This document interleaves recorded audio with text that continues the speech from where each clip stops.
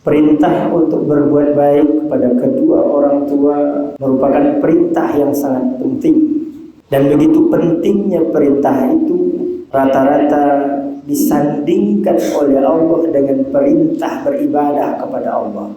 Seperti dalam surat Luqman, Allah katakan, Anishkurli, dan bersyukurlah kepadaku, wali walidaik, dan juga bersyukur, berterima kasih kepada kedua orang tua. Jadi bersyukur, berterima kasih dan berbuat baik kepada orang tua digandengkan oleh Allah dengan perintah bersyukur kepada Allah. Dalam banyak ayat juga Allah mengatakan, alla ta'budu illallah, agar jangan kita menyembah selain Allah, wa bil walidaini ihsana, dan hendaklah kepada kedua orang tua kita berbuat baik. Artinya apa? Tidak akan ada artinya ketaatan kita kepada Allah, atau belum bisa kita dikatakan taat kepada Allah kalau kita belum berbuat baik dan berbakti kepada kedua orang tua. Karena perintah itu satu paket. Dan di dalam Al-Quran juga dijelaskan tidak ada alasan sedikit pun bagi seorang anak untuk tidak berbuat baik kepada orang tua. Di dalam surat Luqman ayat 15 Allah juga menjelaskan, wa in jahadaka ala an tusyrika bima laysa laka bihi ilm. Jika seorang orang tua memaksa kita mempersekutukan Allah, fala tuti'huma, maka jangan patuhi itu, karena syirik adalah dosa besar. Tetapi Allah tetap ingatkan, wa sahibuhuma fid dunya ma'rufa. Andaikan orang tua kita menyuruh syirik, apa dosa yang lebih besar dari syirik? Tidak ada. Dosa menyuruh orang syirik tentunya dosa paling besar. Maka andaikan dosa sebesar itu dilakukan oleh seorang orang tua kepada anaknya, maka dalam bab syiriknya tidak boleh patuh. Tetapi wasahibhuma fid dunya ma'rufa, seorang anak tetap harus bersikap baik kepada orang tuanya. Jadi sangat keliru ketika ada orang beralasan dia tidak patuh sama ayahnya, dia tidak taat kepada ibunya karena ayahnya tidak bertanggung jawab, karena ibunya sudah zolim kepadanya. Apa kezoliman yang lebih besar dari menyuruh anak syirik? Tidak ada yang lebih besar dari itu. Maka dosa sebesar itu pun andaikan dilakukan oleh seorang orang tua, tidak bisa dijadikan alasan oleh anak untuk tidak bersikap baik kepada kedua orang tuanya. Suatu kali ada seorang sahabat bertanya kepada Rasulullah. Dia minta izin, ya Rasulullah, izinkan saya pergi berjihad, pergi berperang membela agama Allah. Lalu apa kata Rasul? Ahayyun walidaka, apakah kedua orang tuamu masih hidup? Katanya, ya, kedua orang tua saya masih hidup ya Rasulullah. Maka tidak usah kamu pergi perang. Fafihima fajahid. Maka dengan merawat keduanya, dengan berbuat kebaik keduanya, maka itulah jihad. Artinya apa? Merawat kedua orang tua, apalagi mereka sudah tua, maka sama nilainya dengan jihad di medan perang. Sama nilainya dengan kita pergi perang membela agama Allah Subhanahu wa ta'ala.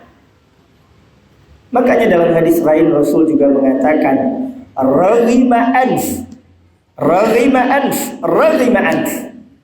3 kali Rasul mengatakan sungguh celaka, kata Rasul, sungguh celaka. Lalu ditanya oleh sahabat, siapa yang celaka ya Rasul? Man adraka walidayhi 'indal kibar. Orang yang hidup atau mendapati orang tuanya di masa tua, tetapi kesempatan hidupnya bersama orang tua itu tidak membuatnya masuk ke dalam surga. Ketika hari ini kita masih diberikan kesempatan, masih ada orang tua bersama kita, berapapun usianya, apalagi ketika mereka sudah kembali seperti anak kecil, Maka jangan sia-siakan itu. Itu adalah pintu surga bagi seorang anak. Suatu kali Rasulullah menyampaikan kepada Umar dan beberapa sahabat lain, nanti ketika datang seorang dari Yaman, kata Rasul, namanya Uwais, mintalah doa kepadanya, dia itu ahli surga, kata Rasul. Setelah baginda Rasulullah meninggal dan beberapa tahun setelah itu, setiap ada kafilah haji yang datang dari Yaman dicari oleh Umar. Ada nak yang bernama Uwais. Karena dia penasaran. Nabi mengatakan dia adalah ahli surga dan Umar disuruh minta didoakan oleh orang itu. Akhirnya setelah beberapa tahun barulah dia temukan ada orang yang bernama Uwais. Tetapi karena Rasul yang meminta agar dia didoakan, dia tanya, amalnya dia merawat orang tuanya. Ibadahnya tidak terlihat istimewa.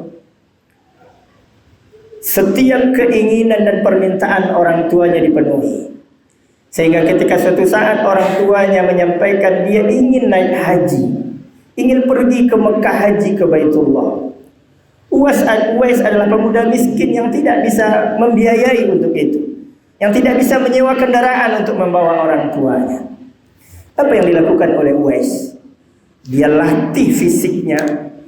Dia beli seekor anak sapi yang kecil, dia gendong, dia bawa berjalan dari kaki bukit sampai ke puncak bukit. Setiap hari dia lakukan itu, sehingga dia dianggap gila oleh orang. Apa yang dilakukan Uwais? Setiap pagi menggendong anak sapi sampai ke puncak, sampai anak sapi itu besar. Untuk apa dia lakukan itu? Agar dia punya tenaga. Di saat dia sudah punya tenaga, dia gendong orang tuanya dari Yaman sampai ke Mekah, dan dalam melaksanakan ibadah dia gendong orang tuanya. Makanya Rasul mengatakan dia ahli surga dan minta doa kepadanya. Maka keberadaan orang tua bersama kita itu adalah pintu surga kita. Maka wajar Rasul mengatakan celaka orang ketika pintu surga ada di hadapannya, orang tuanya yang sudah renta ada di hadapannya, tapi tidak membuatnya masuk ke dalam surga. Lalu andaikan orang tua kita sudah tiada, apa kebaikan yang bisa kita lakukan untuk orang tua yang sudah tidak ada lagi bersama kita?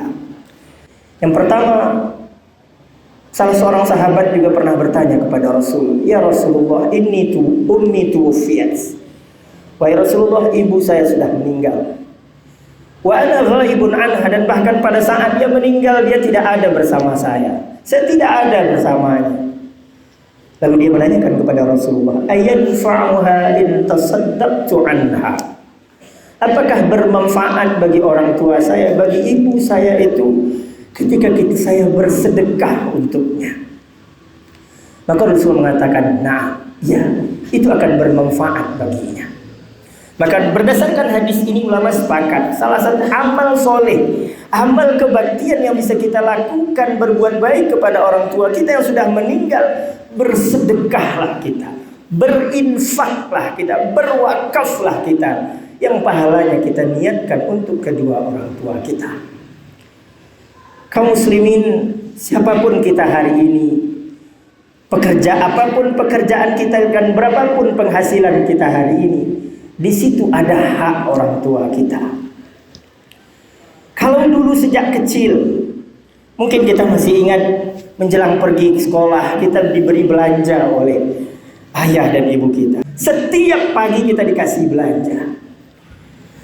Lalu kenapa tidak hari ini, setiap hari juga ketika kita masuk ke masjid waktu subuh, masukkan uang 5.000, 10.000 atau bahkan 1.000 dan katakan, ya Allah, kalau dulu saya dikasih belanja setiap pagi, maka hari ini setiap pagi juga saya akan kirimkan bekalnya di hadapan-Mu, ya Allah. Maka amat zalim kita, amat tidak tahu kita terima kasih. Yang kita sukses hari ini dengan penghasilan berjuta-juta, tapi tidak sepersen pun yang kita kirimkan untuk mereka. Maka amal terbaik yang bisa kita lakukan ketika orang tua kita sudah tiada, sebagaimana dulu tiap hari kita dikasih belanja, sebagaimana dulu tiap bulan kita dikirimkan belanja, maka kirimkan juga sebahagian dari penghasilan kita hari ini untuk orang tua kita. Apakah dengan cara sedekah, apakah itu dengan cara infak, atau cara dengan berwakaf untuk kedua orang tua kita. Yang terakhir di antara amal juga, salah satu amal penting yang juga bisa kita lakukan di saat orang tua kita sudah tidak ada.